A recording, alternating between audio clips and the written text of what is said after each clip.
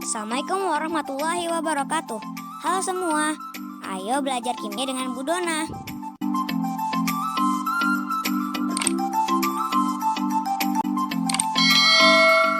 Kali ini kita akan membahas materi tentang laju reaksi. Ini adalah materi kimia kelas 11. Yang akan kita bahas dalam video ini adalah tentang pengertian laju reaksi, atau istilah lainnya adalah kecepatan reaksi. Reaksi kimia dalam kehidupan sehari-hari banyak kita temui reaksi kimia. Contoh misalnya reaksi pembakaran. Misalnya kita membakar kertas. Nah, itu adalah contoh reaksi yang berlangsung secara cepat. Jadi pada saat kita bakar, maka nanti kertasnya langsung berubah menjadi abu. Jadi laju reaksinya berlangsung sangat cepat. Kemudian atau peledakan bom itu juga adalah reaksi yang berlangsung sangat cepat. Reaksi yang berlangsung dengan lambat, contohnya dalam kehidupan sehari-hari, misalnya proses perkaratan besi. Nah, perkaratan besi itu adalah contoh reaksi yang berlangsung lambat. Atau pembusukan buah, misalnya jeruk nipis lama-kelamaan nanti dari yang segar kemudian berubah menjadi layu. Nah, itu adalah reaksi yang berlangsung sangat lambat. Nah, itulah contoh-contoh reaksi yang berlangsung dengan cepat atau reaksi yang berlangsung dengan lambat. Nah, inilah yang akan kita pelajari. Apa sih sebenarnya laju reaksi atau kecepatan reaksi tersebut? Oke, kita ke pengertiannya. Laju reaksi adalah menyatakan besarnya perubahan konsentrasi reaktan atau produk tiap satuan waktu. Kita lihat, karena ini berhubungan dengan reaksi, maka reaksi itu misalkan A tambah B menghasilkan C tambah D. P, Q, R, dan S ini adalah koefisien reaksi. Ya. Kemudian AB ini yang disebut dengan reaktan atau zat yang bereaksi. Ini kita sebut dengan reaktan, ya. Kemudian yang di sebelah kanan panah, C dan D, ini yang disebut dengan produk atau hasil reaksi. Pada saat reaksi berlangsung, A dan B akan bereaksi. Dan lama-kelamaan, jumlah atau konsentrasi A dan B ini akan semakin berkurang. Kemudian membentuk produk atau hasil reaksi yaitu C dan D. Artinya C dan D lama-kelamaan seiring dengan bereaksinya A dan B, C dan D akan bertambah banyak jumlah atau konsentrasinya. Nah, apa itu laju reaksi? Laju reaksi bisa dilihat dari dua hal ini. Bisa kita lihat dari reaktan, bisa kita lihat dari produk. Jika dilihat dari sisi reaktan, maka pengertian laju reaksi adalah laju berkurangnya konsentrasi reaktan tiap satuan waktu. Berkurang karena kan tadi Ibu jelaskan di awal bahwa reaktan ini bereaksi, lama-kelamaan mereka akan berkurang bahkan habis membentuk produk.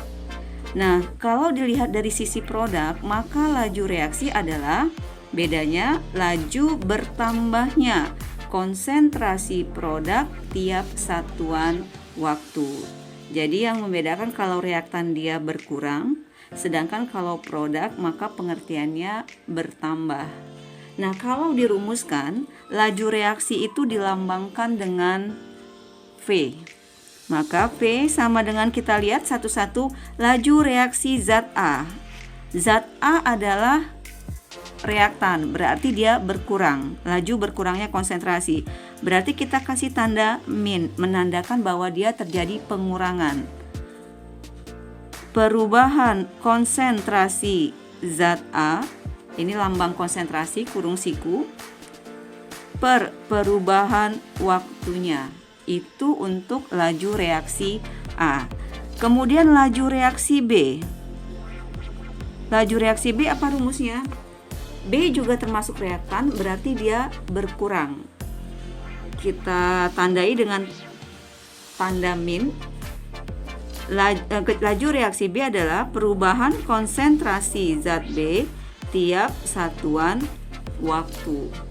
Kemudian bagaimana dengan laju reaksi zat C? Zat C apa ini? Dia termasuk produk. Berarti kalau produk ini dia laju bertambahnya konsentrasi produk tiap satuan waktu.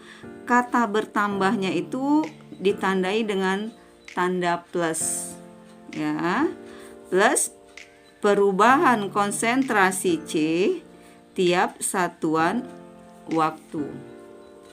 Kemudian bagaimana dengan laju reaksi zat D? Sama, D adalah produk, berarti laju bertambahnya perubahan konsentrasi zat D per satuan waktu. Nah, inilah dia pengertian laju reaksi dilihat dari sisi reaktan dan dilihat dari sisi produknya.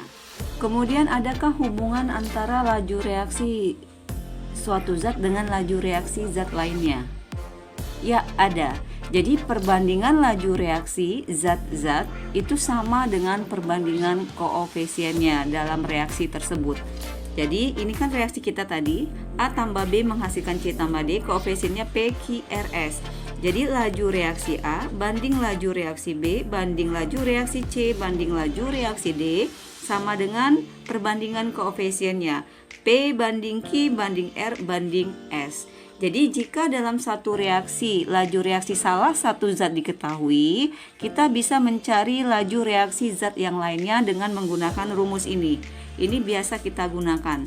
Jadi laju reaksi ditanya sama dengan koefisien ditanya per koefisien diketahui dikali laju reaksi yang diketahui. Satuan konsentrasi yang digunakan adalah molaritas, ya. Satuan konsentrasi yang digunakan pada laju reaksi adalah molaritas. Molaritas adalah mol per liter, atau kalau gramnya diketahui bisa diganti dengan molaritas sama dengan gram per mr dikali 1000 per mililiter. Jadi volumenya dalam mililiter. Oke, satuan ini apa tadi? Satuan laju reaksi adalah molar per detik. Molar per detik. Oke, kita langsung ke contoh soal. Pada suhu tertentu, laju peruraian NH3 menjadi N2 dan H2 adalah 6 kali 10 pangkat min 2 molar per detik. Hitunglah laju pembentukan dari N2 dan gas H2. Jadi diketahui di sini adalah laju reaksi penguraian NH3, yaitu angkanya 6 kali 10 pangkat min 2 molar per detik. Kita buat dulu reaksi penguraian dari NH3, ya. Kita buat di sini.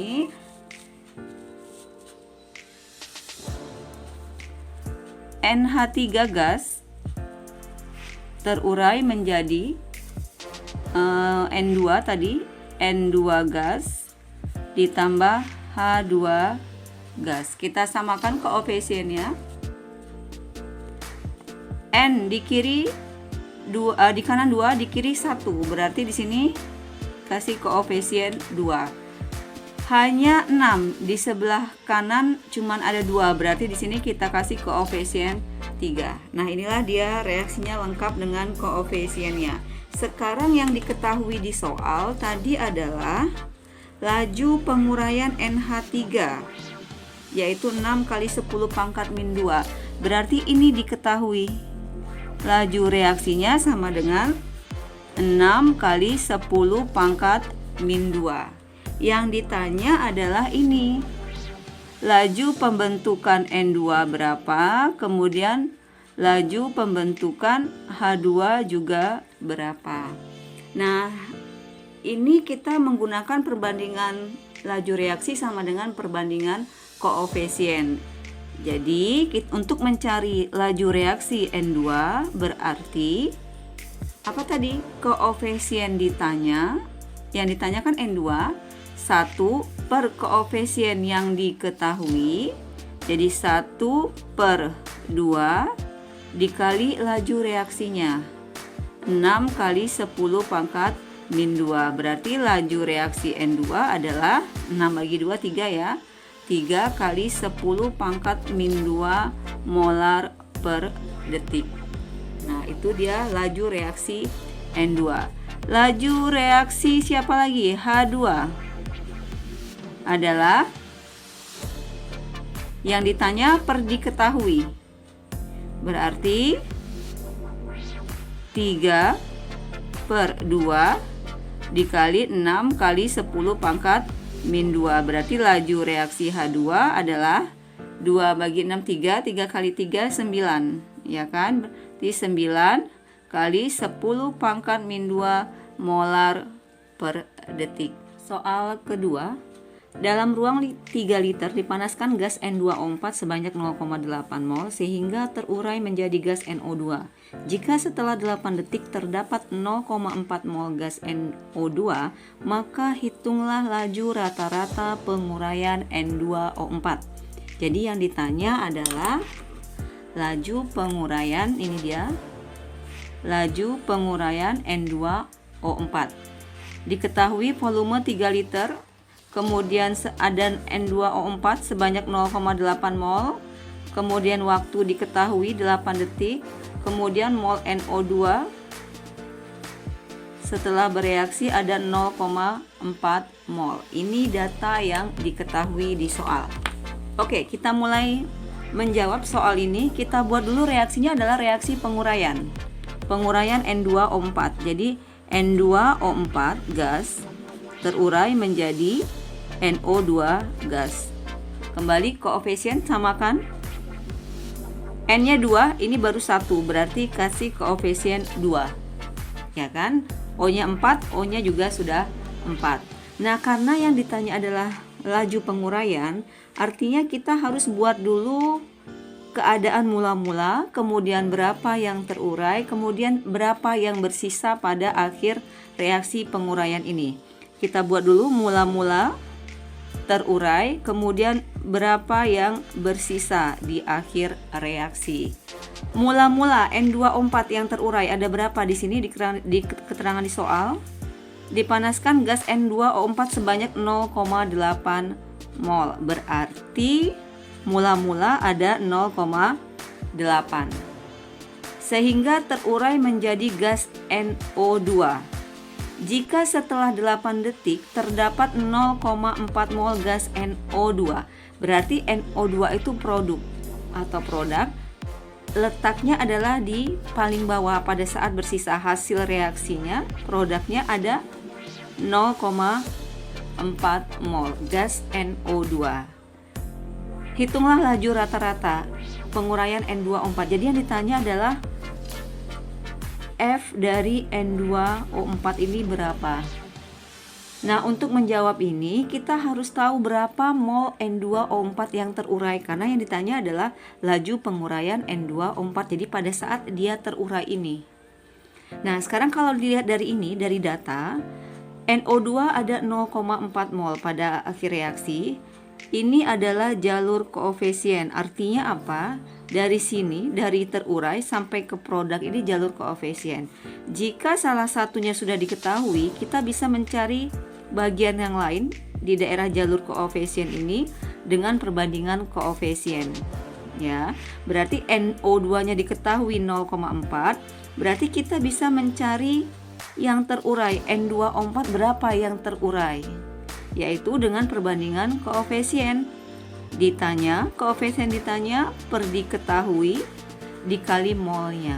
Jadi yang terurai 1/2 dikali 0,4. Jadi berapa ini? 0,2. Jadi N2O4 yang terurai adalah sebanyak 0,2 mol. Dari mana? Dari perbandingan koefisien ini antara N2O4 dengan NO2. Nah, berapa yang bersisa di akhir reaksi? N2O4 yang ada mula-mula 0,8. yang terurai ternyata hanya 0,2. Berarti yang bersisa di akhir reaksi adalah 0,8 kurang 0,2 berapa? 0,6. Nah, yang ditanya adalah laju penguraian N2O4. Berarti rumusnya adalah laju penguraian N2O4 sama dengan min konsentrasi N2O4 per waktunya. Ingat, min ini hanya memperlihatkan bahwa dia berkurang. Oke, terjadi pengurangan konsentrasi. Kita teruskan untuk menjawab laju reaksi penguraian N2O4 ini. Kita harus tahu konsentrasi dari N2O4. Cari dulu konsentrasi N2O4, rumusnya adalah mol per liter. Molnya adalah ini dia, mol pada saat dia terurai, bukan mol pada saat sisa ya. Yang ditanya adalah mol penguraian. Berarti mol pada saat N2O4 terurai yaitu 0,2. Oke, berarti 0,2 dibagi volumenya berapa tadi? 3 liter. Berarti konsentrasi N2O4 0,2 dibagi 3 adalah 0,07. Kita masukkan ke dalam rumus laju reaksi, berarti sama dengan 0,07. Ini satuannya adalah molar.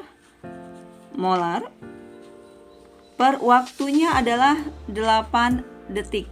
Jadi dibagi 8 detik. Berarti laju reaksi N2O4 adalah 0,07 dibagi 8, yaitu 0,008 molar per detik. Atau kalau mau kita sederhanakan angka ini, 8 kali 10 pangkat min berapa ini? Min 3 ya. Min 3 molar per detik. Inilah laju reaksi penguraian dari N2O4, yaitu sebesar 8 kali 10 pangkat min 3 molar per detik. Demikianlah video kita kali ini yang membahas tentang pengertian laju reaksi. Semoga bermanfaat. Sampai ketemu di video pembelajaran berikutnya. Wassalamualaikum warahmatullahi wabarakatuh. Thank you for watching.